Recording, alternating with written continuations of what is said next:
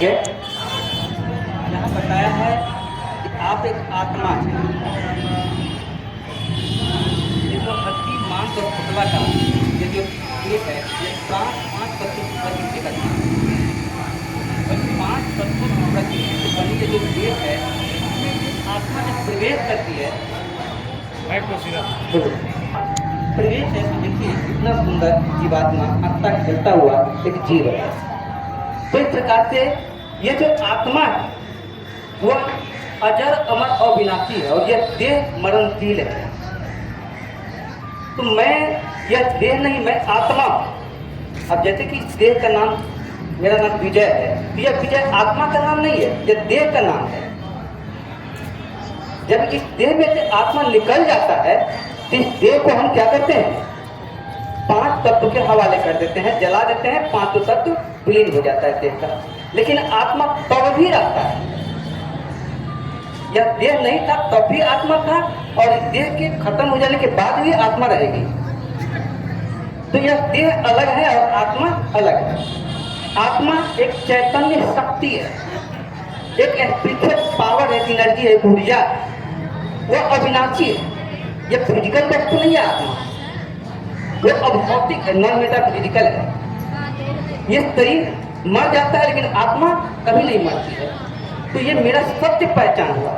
इस मैं का अस्तित्व देह नहीं है, देह का अस्तित्व खत्म हो जाता है लेकिन मैं हमेशा से रहता हूँ। तो प्रजापिता ब्रह्मा कुमारी ईश्वरीय विश्वविद्यालय की जो शिक्षा है वह शिक्षा का प्रथम लेसन ही यही है कि मैं आत्मा हूँ। इस देह से अलग करके स्वयं को आत्मा कहूँ। अब आत्मा की तीन शक्तियां हैं, मन, बुद्धि और संस्कार। मन क्या है?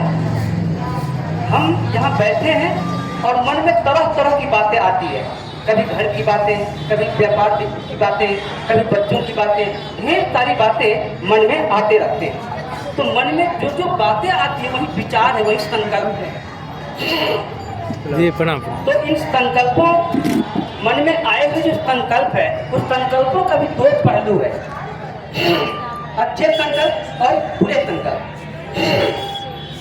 मन में आए हुए संकल्पों पर निर्णय लेने की क्षमता बुद्धि को है। मन में जो भी विचार आया उस विचार पर निर्णय लेने का काम ये बुद्धि को है। और बुद्धि निर्णय कैसे लेती है? तो बुद्धि को भी निर्णय लेने का एक साधन है और वह साधन है ज्ञान। ज्ञान अर्थात समझ, विवेक। तो बुद्धि एक विवेक शक्ति का नाम है, विवेक निर्णय करने की क्षमता का नाम है। बुद्धि एक चेतना है, शक्ति है। तो इस प्रकार से बुद्धि का काम है मन में आए हुए विचार पर निर्णय लेना, और निर्णय जो लेंगे वो स्वाभाविक रूप से उसको कर्म में परिणत करेंगे। तो जो कर्म हम बार बार करते हैं वही संस्कार बन जाता है। अब जैसे ही ये मन, बुद्धि, संस्कार, ये तीनों आत्मा की शक्तियां हैं। जैसे आत्मा अजर अमर है ऐसे मन, बुद्धि, संस्कार भी अजर अमर है। जिस दिन हम इस शरीर को छोड़ेंगे तो आत्मा तीनों ले करके निकलेगा।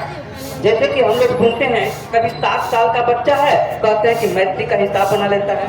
कभी सुने हैं कि 8 साल का ही बच्चा है, लता मंगेशकर की आवाज में गा लेता है। तो ये सब क्या है? तो जन्म में जिस तन में था उस तन में जो पुरुषार्थ किया था और वह पुरुषार्थ यहाँ क्या हुआ, इमर्ज हो गया है। वो बहुत शक्तिशाली पुरुषार्थ है, यह संस्कार बहुत शक्तिशाली है। तो जो संस्कार बहुत शक्तिशाली होता है वो अगले जन्म में जाकर के भी वो इमर्ज हो जाता है। इस प्रकार से हम देखते हैं कि आत्मा की ये जो तीन शक्ति मन, बुद्धि, संस्कार है, ये तीनों आत्मा में है। जिस कारण से जैसे आत्मा अजर अमर है ऐसे यह तीनों भी अजर अमर अविनाशी है। अब यह बता रहा है यहाँ त्रिकुटी, आत्मा कहाँ है इस देह में। लोगों को बहुत सारे विचार है, कोई कहते हैं नाभि में है, कोई कहते हैं हृदय में है, लेकिन वास्तव में आत्मा का एक निश्चित स्थान है। जैसे गाड़ी में भी ड्राइवर के बैठने का एक निश्चित स्थान होता है। यदि ड्राइवर कहीं भी बैठ जाएगा तो स्टीयरिंग कैसे घुमाएगा, ब्रेक पर पाँव कैसे रखेगा, तो उसका एक फिक्स स्थान होता है। इसी प्रकार से आत्मा को भी इस देह में ये भ्रिकुटी स्थान है, क्योंकि इस भ्रिकुटी के सामने ही ब्रेन का सभी पार्ट वगैरह सब है। तो ब्रेन पर काम करने, आत्मा ही ब्रेन पर काम संचालित करती है और ब्रेन पूरे शरीर को संचालित करती है। इस प्रकार से आत्मा यहाँ भ्रिकुटी के अंदर यहाँ पर अवस्थित है। अब इस फोटो में बताया गया है, अभी जो हमने जाना है, यह देह एक प्रकृति का तत्व है और आत्मा चैतन्य शक्ति है। तो देह को जन्म देने वाला तंत्र लौकिक पिता है, लेकिन इस देह में जो यहाँ मैं आत्मा हूँ, उस आत्मा का पिता जिसको पारलौकिक पिता कहते हैं, वह सुप्रीम सोल है, निराकार परमात्मा।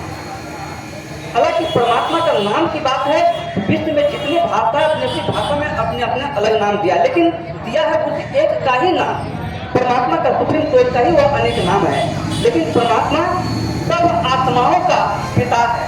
परमात्मा को पहचानने का, जानने का, समझने का ये 5 कसौटी है।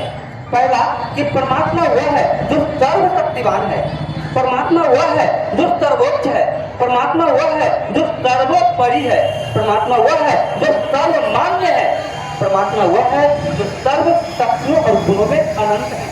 तो ऐसे परमात्मा सुप्रीम सोल, उनको हम सिर्फ निराकार ज्योति बिंदु कहते हैं। रूप में बिंदु है, गुणों में सिंधु है।